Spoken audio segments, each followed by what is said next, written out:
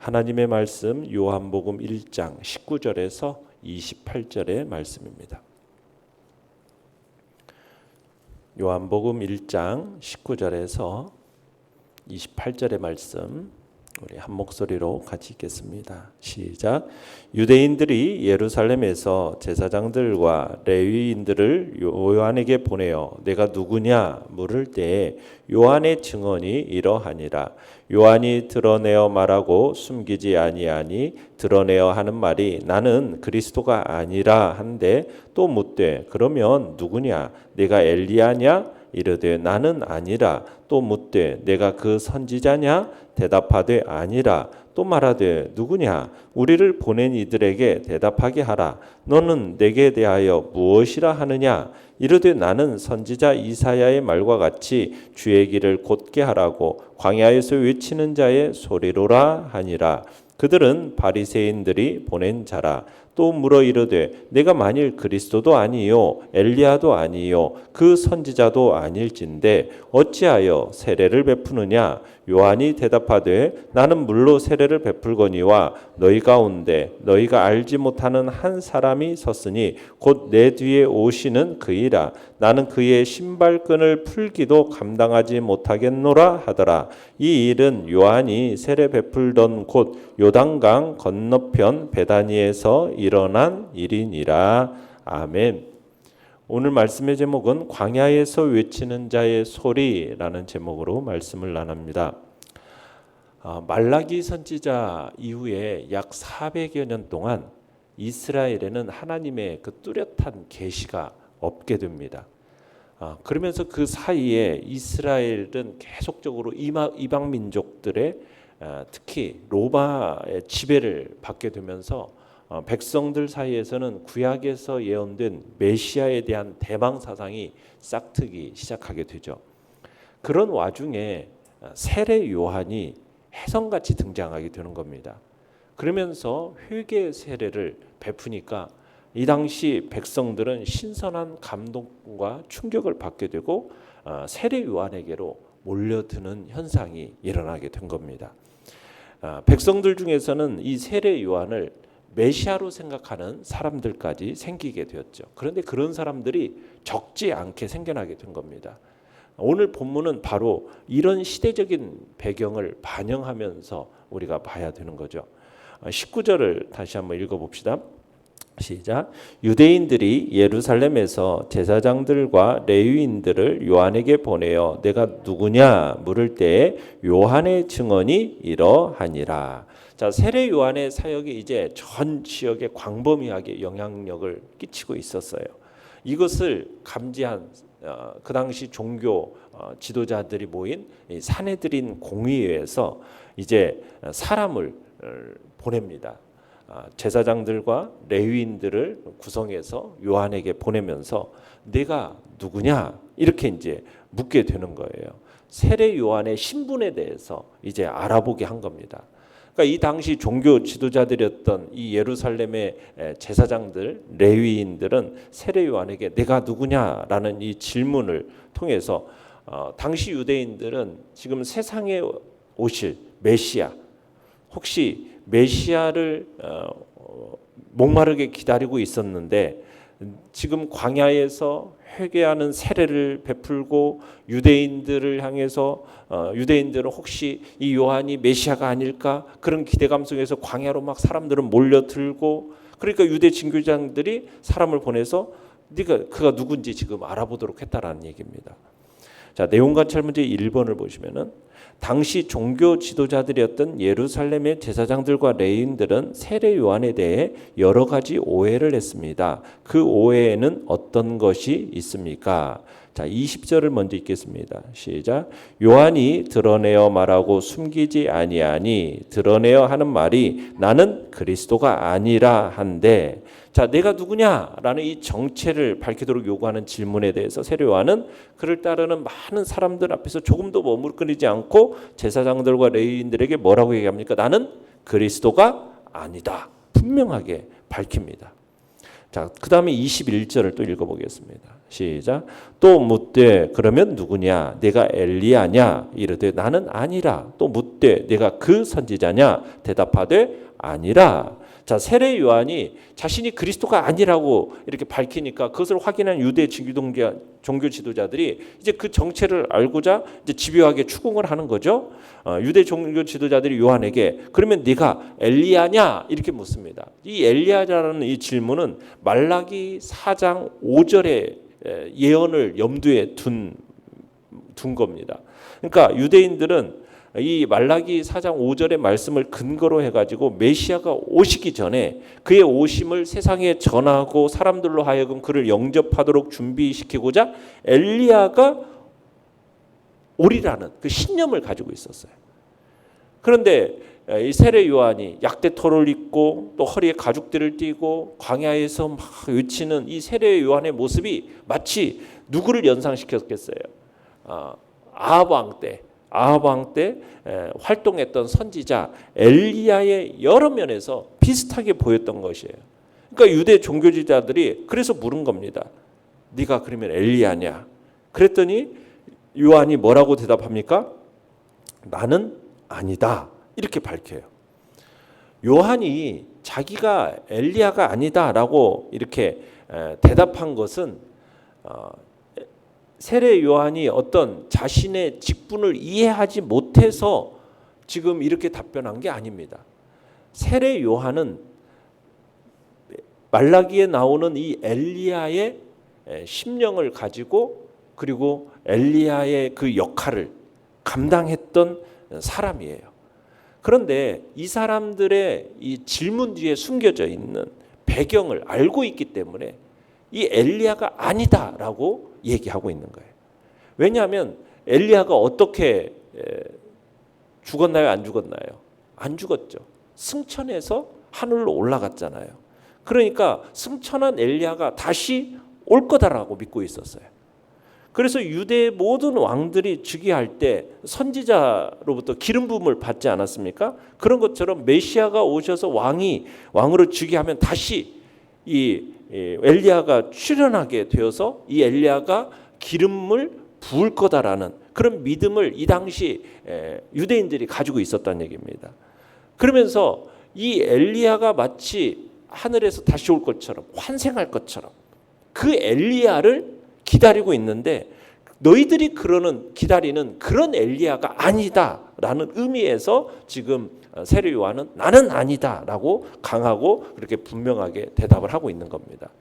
그렇다고 해서 세례 요한이 자신의 해야 할 부르심이 뭔지를 몰랐다는 얘기가 아닙니다. 직분을 이해하지 못했다는 얘기는 아니에요. 자, 그리고 이어지는 그 선지자냐라는 질문이 나오는데요. 이 그 선지자라는 질문은 신명기 18장 15절에 나오는 모세가 한 이야기입니다. 장차 나타날 것으로 예언하면서 뭐라고 예언하냐면 나와 같은 선지자 하나가 나올 거다라는 그런 예언을 모세가 했는데 그 예언을 붙들고서는 네가 모세가 예언했던 바로 그 선지자냐? 그렇게 질문을 던지는 거예요. 모세가 예언했던 바로 그 선지자들도 뭘 의미하냐? 메시아를 의미하는 거거든요.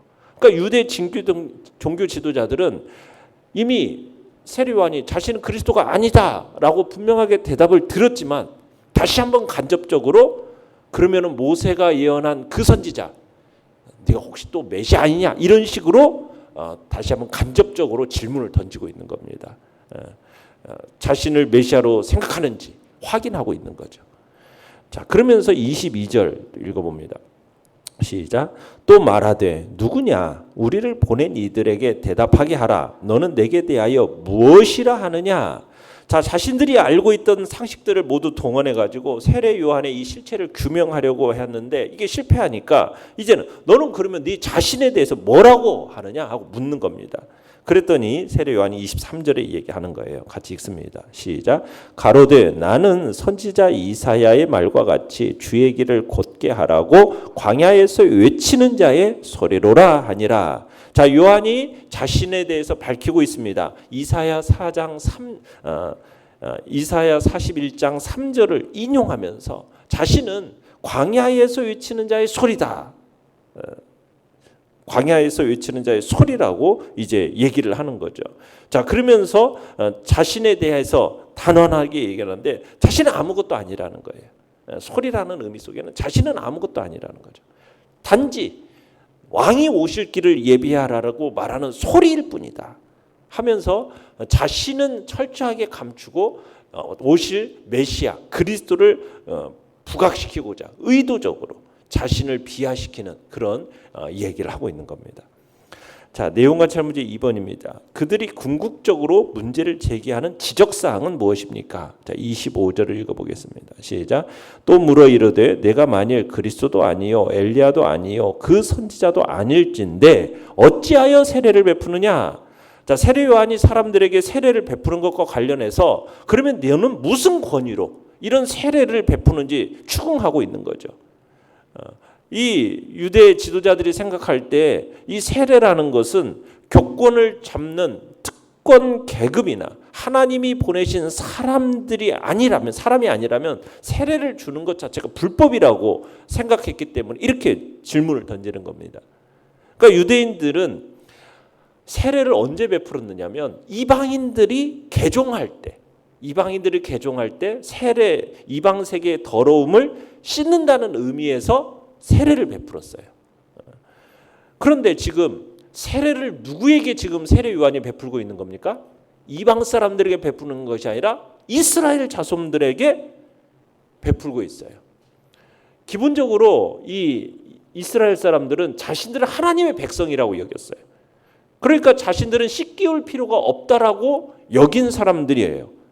그런데 지금 세례 요한은 너희들도 이방인들과 마찬가지로 죄인이기 때문에 씻겨질 필요가 있다라는 의미로서 지금 세례 요한은 유대인들에게도 세례를 베풀었던 거죠. 그러니까 모든 사람이 죄인이기 때문에 너희도 하나님의 백성이라는 어떤 하나님의 자녀라는 그런 특권 의식을 가질 게 아니고 너희들도 죄인이니까 정결케 되어질 필요가 있으니 죄에서 정결케 되어진 이후에 너희 뒤에 오시는 예수 그리스도를 영접해야 하나님의 백성이 된다라는 그런 메시지를 전달한다라는 의미 속에서 지금 세례를 베풀었던 거죠. 그래서 세례 요한은 메시아의 길을 예비하는 사람으로서 회개 세례를 베풀었던 겁니다. 자, 연구한 묵상 문제 3번입니다. 당시 세례 요한은 광범위한 이스라엘 백성들의 지지를 받고 있었습니다. 그럼에도 불구하고 자신의 역할을 분명히 하는 그의 태도에서 무엇을 배울 수 있습니까? 자, 23절을 다시 한번 읽어보죠. 23절 시작. 가로되 나는 선지자 이사야의 말과 같이 주의 길을 곧게 하라고 광야에서 외치는 자의 소리로라 하니라. 자, 세례 요한은 자신은 그리스도가 아니다. 단지 자기는 어떤 존재라는 겁니까? 그분의 길을 예배하도록 앞서 보내심을 받은 사람이다. 이 사실을 분명하게 인식하고 있었던 거죠. 그러니까 우리는 세례 요한에게서 신실한 일꾼들이 반드시 갖춰야 할 자격 요건 하나를 우리가 볼 수 있는데 그건 뭐냐? 자기 할 일에 대한 분명한 인식입니다. 자기 할 일에 대한 분명한 인식. 철저한 소명의식. 이것을 지니고 있었던 거예요. 그러니까 주님의 신실한 일꾼으로서 인정받고자 한다면 먼저는 내가 해야 할 일이 뭔가, 하나님이 나에게 하라고 명하신 일이 뭔가, 이 소명의식이 분명해야 되고 그것이 무엇인지를 먼저 찾아내는 일이 우리에게 있어서는 필요한데 바로 세례 요한으로부터 그것을 우리가 배울 수 있는 겁니다. 자, 또 26절 27절을 읽어봅니다. 시작. 요한이 대답하되 나는 물로 세례를 베풀거니와 너희 가운데 너희가 알지 못하는 한 사람이 섰으니 곧 내 뒤에 오시는 그이라. 나는 그의 신발끈을 풀기도 감당하지 못하겠노라 하더라. 자, 세례 요한은 예수님과 자신을 비교하면서 자신은 어떤 존재라고 얘기합니까? 그분의 신발끈을 풀기도 감당치 못하겠다. 당시 신발끈을 푸는 일은 누구의 몫이냐면 종들의 몫이었습니다. 종들의 몫. 그러니까 세례 요한의 이 말은 뭐예요? 자신은 예수님의 종이 되기에, 메시아의 종이 되기에 충분치 못하다라는 고백을 하고 있는 겁니다. 그러니까 겸손한, 참으로 겸손한 고백이 아닐 수가 없는 거죠. 그러니까 우리가 정말 하나님의 신실한 일꾼으로서 우리는 항상 어떤 마음 자세를 가져야 돼요? 겸손함. 겸손한 자세. 나는 종도 못 되는, 어떤 종이 될 자격도 안 되는 그런 갖추지 못한 존재라는 것을 먼저 인정해야 된다는 거죠. 이런 자세를 가지고 주의 일을 감당하는 사람이 신실한 주님의 일꾼임을 세례 요한을 통해서 배울 수가 있는 겁니다. 느낀 점은 4번입니다. 요한은 철저히 자신을 드러내지 않았습니다. 그가 왜 이런 태도를 취했겠습니까? 그렇다면 증인이 마땅히 가져야 할 태도는 어떤 것이라 생각합니까? 어떻게 보면 세례 요한은 일약 스타덤으로 오를 수 있는 기회를 맞았다고 할 수도 있어요. 왜? 그를 보고자 유대 광야로 수많은 사람들이 몰려오지 않았습니까? 그리고서는 사람들이 세례 요한을 바라보면서 하나님께서 보내신 사자로 다들 인정하고 있었어요. 그러면 세례 요한이 딱 자기 입 딱 닫고 말 안 하고 그러면서 자신의 신분을 마치 뭐인 것처럼 메시아로 위장해도요 아무도 의심할 사람이 없었어요. 그런데 요한은 자신의 신분을 어떻게 합니까? 결코 위장하지 않습니다.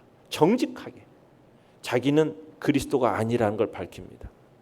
어떻게 보면 백성들로부터 절대적인 지지를 받고 있었지만 자기의 본분이 뭔가를 알고 있었기 때문에 자기의 본분을 넘어서지 않아요. 단지 자기가 해야 할 일이 어떤 건가, 오직 그리스도의 길을 예비하는 그 일이 자기에게 주어진 임무라는 사실을 알고서는 그 임무에만 충실하는 거죠. 이게요 쉬운 일처럼 보여지지만 그게 결코 쉬운 일이 아니에요. 왜냐하면 모든 사람의 내면에 뭐가 있냐면 명예욕이 있습니다. 명예욕이 있어요. 자기를 높이고자 하는 욕구가 다 있어요.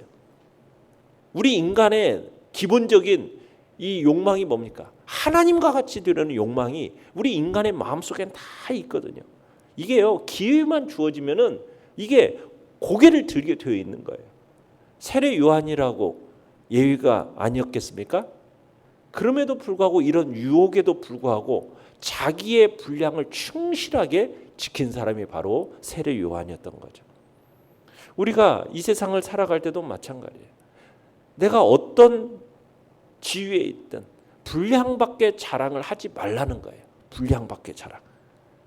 하나님께서 우리에게 명하신 그 경계를 넘어서는 것은 불법이에요. 하나님이 다 우리에게 지정해 놓으신 자리가 있어요. 그러면은 그것을 넘어서는 순간 그것은 자신뿐만 아니라 이웃과 사회에 해를 끼치는 일이거든요. 그래서 우리는 언제든지 우리 스스로에 대해서 겸손함으로 하나님이 주신 자리에서 그 분량 밖을 넘어서는 일이 없도록 해야 된다는 거죠. 겸손하게 우리 자신의 위치를 알고 처신해야 가야 한다는 얘기예요. 하나님이 우리에게 주신 분량이 있기 때문에 내게 주신 분량이 무엇인지를 생각하고 그 자리에서 충실하게 지켜나갈 때 그게 하나님께로부터 충성된 종이라는 칭찬을 받게 되는 것입니다. 우리가 주님의 복음을 전함에 있어서도 마찬가지입니다. 우리는 우리를 드러내기 위해서 살아가는 존재가 아니죠. 항상 누구를 높이는 겁니까? 예수 그리스도를 전하는 것이고 그분을 높이기 위해서 우리가 최선을 다해야 되는 거죠. 우리가 주님의 영광을 가로채는 일이 있다면 우리의 그런 식으로 본분을 망각해서는 절대로 안 되는 겁니다. 우리의 이름이 높아지는 일, 그래서 많은 사람의 주목을 받는 일, 이건 주님의 일꾼으로서 본분을 넘어서는 일이라는 거죠. 오직 주님이 높아지시고 주님의 영광을 드러내고 우리는 그저 그분이 맡기신 사명에 충실하게 충성된 일꾼으로서 그저 주님께 인정받는 자리에서 기뻐하고 감사하고 우리가 주님 앞에 영광 돌리는 그런 복된 자리에 우리 모두가 있기를 바랍니다. 결단과 적용 5번입니다. 당신은 주님을 이야기하면서도 자신을 드러내고 높이려는 자는 아닙니까? 자신을 높이지 않는 증인의 삶을 실천하기 위해서 해야 할 것은 무엇입니까? 우리가 참으로 겸손하게, 우리는 세례 요한처럼 감히 그분의 신발끈도 묶지 못할, 감당치 못할 그런 존재라는 그런 자기 인식을 분명하게 하고 오직 우리 주 예수 그리스도 하나님만이 높임을 받으시도록 그분만이 드러내도록 겸손함으로 우리 자신들을 부장해 나가야겠습니다. 오늘의 기도 같이 읽겠습니다. 시작. 내 안에 이기심과 공명심을 버리고 예수님의 신실한 제자와 증인의 삶을 살게 하소서. 아멘. 말씀을 생각하며 기도하시고요.